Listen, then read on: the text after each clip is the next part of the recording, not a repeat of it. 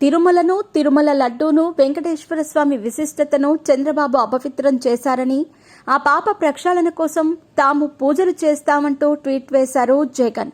రాష్ట్ర వ్యాప్తంగా ఈ నెల 28న వైసీపీ నేతలంతా ఆలయాల్లో పూజలు నిర్వహించాలని, చంద్రబాబు చేసిన పాపం ప్రక్షాళన చేసేందుకు ఈ పూజలు చేయాలని పిలుపునిచ్చారు వైసీపీ అధినేత, మాజీ ముఖ్యమంత్రి జగన్. తిరుమల లడ్డూల తయారీలో వాడిన నెయ్యిలో జంతువుల కొవ్వుతో కల్తీ జరిగినట్టు తప్పుడు ప్రచారం చేస్తున్నారని ఆయన మండిపడ్డారు. ఇలాంటి తప్పుడు ప్రచారం చేసి చంద్రబాబు పాపం చేశారని అన్నారాయన. ఆ పాప ప్రక్షాళన కోసం తమ పార్టీ నేతలు పూజలు చేయాలని పిలుపునిచ్చారు.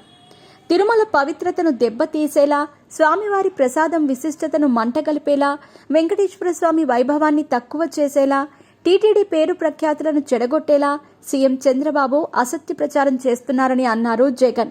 వెంకటేశ్వర స్వామి ప్రసాదమైన లడ్డూ పవిత్రతను రాజకీయ దుర్బుద్ధితో ఆయన చెడగొడుతున్నారని చెప్పారు. లడ్డూ ప్రసాదం తయారీ విషయంలో కావాలనే అబద్దాలాడుతున్నారని, జంతువుల కొవ్వుతో కల్తీ జరగకపోయినా జరిగినట్టుగా ప్రచారం చేస్తున్నారన్నారు. ఆ కల్తీ ప్రసాదాన్ని భక్తులు తిన్నట్టుగా అసత్య ప్రచారం చేస్తున్నారని చెప్పారు. తిరుమలను, తిరుమల లడ్డూను, వెంకటేశ్వర స్వామి విశిష్టతను చంద్రబాబు అపవిత్రం చేశారంటూ జగన్ ట్వీట్ వేశారు. ఓవైపు పవన్ కళ్యాణ్ కూడా పాప ప్రక్షాళన దీక్ష చేపట్టారు.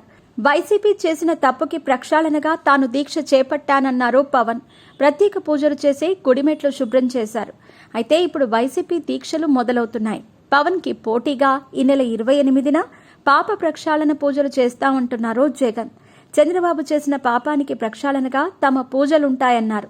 తిరుమలలో నెయ్యి కల్తీ జరిగింది ఎప్పుడో జూలైలో రిపోర్టులు బయటకు వస్తే ఆలస్యంగా ఎందుకు బయటపెట్టారని గతంలో జగన్ ప్రశ్నించారు. టీటీడీ ఈవో కల్తీ జరిగిందని చెబుతూ ఉంటే చంద్రబాబు మాత్రం జంతువుల కొవ్వు కలిసిందని అంటున్నారని, ఇందులో ఏది నిజమని కూడా వైసీపీ ప్రశ్నిస్తోంది. ఈ క్రమంలో చంద్రబాబు వ్యాఖ్యలకు పరిహార పూజలంటూ వైసీపీ కొత్త పల్లవి అందుకోవటం విశేషం.